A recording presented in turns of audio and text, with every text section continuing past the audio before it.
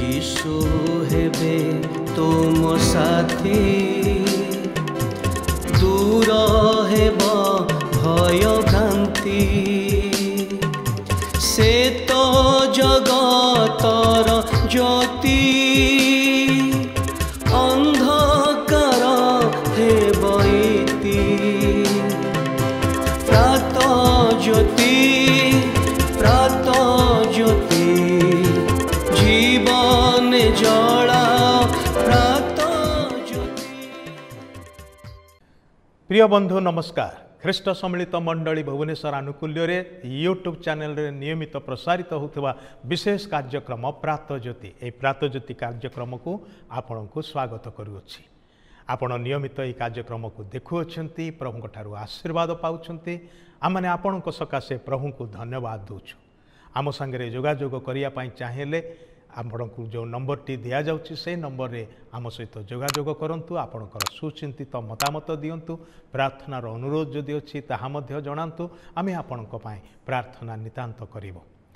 तेबे आमने ए दिन मानकरे विशेष भाव में कथबार्ता करूचु पारिवारिक बंधन बा पारिवारिक संपर्क, विशेष भाव में इनलॉस मध्य जो संपर्क, से संपर्क रे अनेक समय बाधा सृष्टि हुए एवं परिवार से भांगी भुसुड़ी जाए।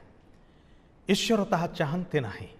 ईश्वर आम्मान को भांगी भुसुड़ी नष्ट हो जावा सेथिपाई बोली गोटे परिवार संपर्क मध्य को आनी नाहांती।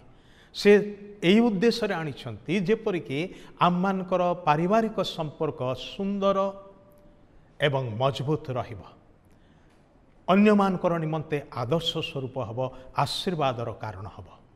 आम माने गत अध्याय एक कथा चिंता करिथिलु जे पारिवारिक संपर्क को बजाय रखिबा पई हेले प्रेम एवं आनुगत्यता एकाठी रहिबा दरकार।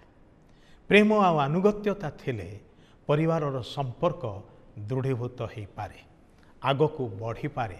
आम माने नयमी एवं रुतंक मध्य थिबा से आनुगत्यता एवं परस्पर प्रति प्रेमर विषय को गत थर आलोचना करिथिलु। भाई भणी माने एही आनुगत्यता बा निष्ठापरता एटा आपे आपे हुए नाही। एथिपाई आपण को निष्पत्ति नबा को हबो।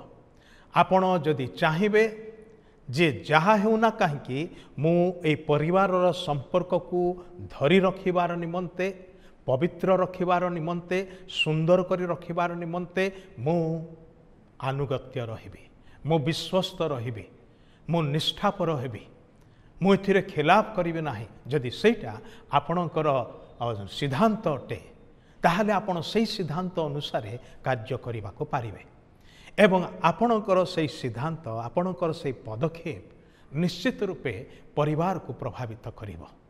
होई पारे प्रथम प्रथम रे हेई न पारे, किंतु परे परे निश्चित रूपे अन्य माने एक कथा उपलब्धि करिवे, हृदबोध करिवे। सेथिपाई आपण आज ही निष्पत्ति नियंतु जे आपणଙ୍କୁ प्रभु जो परिवारर संपर्क मध्य रखी अछंती सेही संपर्क रे आपण विश्वस्त रहिबे, आपण प्रेमपूर्ण रहिबे, आपण दोष को धरिबे नाही बरं क्षमा देबा पाई इच्छुक हेबे, प्रस्तुत रहिबे। निष्ठापरता एहा आपण को पसंद करने को हम, बाछि नवा को हम, सिद्धांत नवा को हम। रुत ताहा ही कले नयमी प्रति। द्वितीय विषय होची एक आरेक प्रति सम्मान देवा, एक आरेक को सम्मान देवा। एटा मध्य आपे आपे हब नाही, एटा आमान को करवा को हब। प्रत्येक थर आमान को करवा को हब। आममानकर इच्छा हेउ बा न हो, कारण आममानकर लक्ष्य होची कौन, परिवार मध्य सुसंपर्क को धरी रखिबा। आउ सेटा आपणकर उपरे निर्भर करुची। आपण परिवार रे जो स्थिति रे जो पोजिशन रे थांतु ना काहेकि, जो दायित्व रे थांतु ना काहेकि, यह प्रत्येक जनकर दायित्व अटे। एटा केवल सासुंकर कि ससुरंकर खाली नुहे, केवल बहुंकर नुहे या पुअर नुहे कि जोईर नुहे, एटा समस्तंकर दायित्व अटे। प्रत्येकंकर दायित्व को तुलैवा पाए प्रत्येके परस्पर प्रति आनुगत्य रहिबे, निष्ठापर रहिबे। ए गोटे उद्देश्य रे जे आम परिवार सुंदर एवं सुदृढ़ रहू। आम परिवार रे जदि विश्वास समान अच्छे, से जीवित ईश्वर प्रभुंठारे आममानकर विश्वास जदि अच्छे ताहले से विश्वास को आखि आगरे रखी से विश्वास द्वारा जदि परिचालित हवा ताहले आमने परस्पर को प्रेम करि पारिबा, परस्पर को ग्रहण करि पारिबा, परस्पर सहित शांति रे वास करि पारिबा।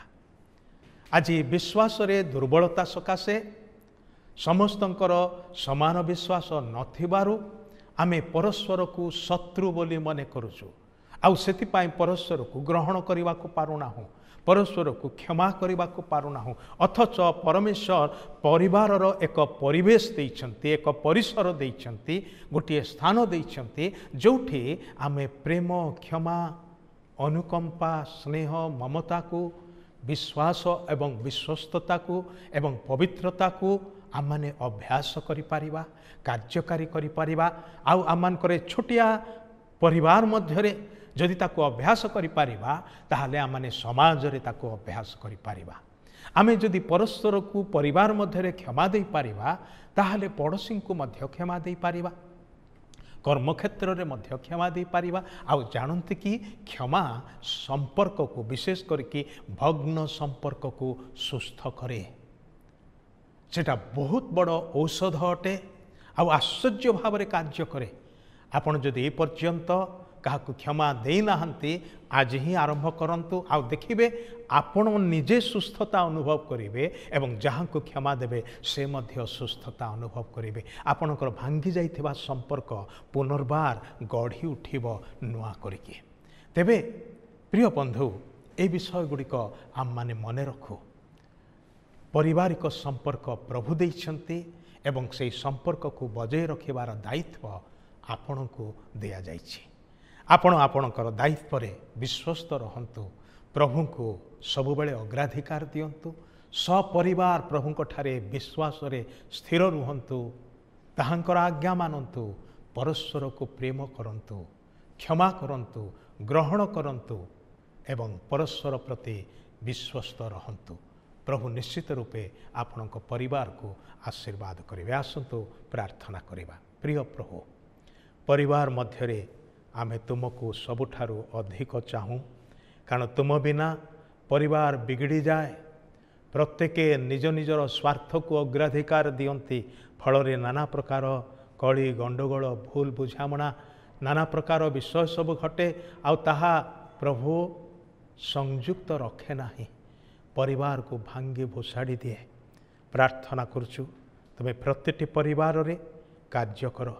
तुम्हें अच्छा प्रभु, तुम्हें साहाय्य करिया पाई प्रस्तुत अच्छा प्रभु, किंतु आज को परिवार तुमको निज परिवार मध्य को निमंत्रण करिवे ताहा अपेक्षा करिछ। को परिवार निजर हृदय द्वार खोलीदेवे तुमको हृदय रे स्थान देवा पाई, कारण तुम्हें ही परिवार को सजाड़ी पारिब, गठन करि पारिब। तुम्हें ही परिवार को सुंदर उत्तम भविष्य आड़ को कढ़े नहीं पारिब। प्रतिटी परिवार को तुम्हें दया कर। ये प्रार्थना प्रभु यीशु ख्रीष्टଙ୍କ नामरे उत्सर्ग करुअछु। आमेन। बहुत बहुत धन्यवाद। प्रभु आपन को आशीर्वाद करंतु।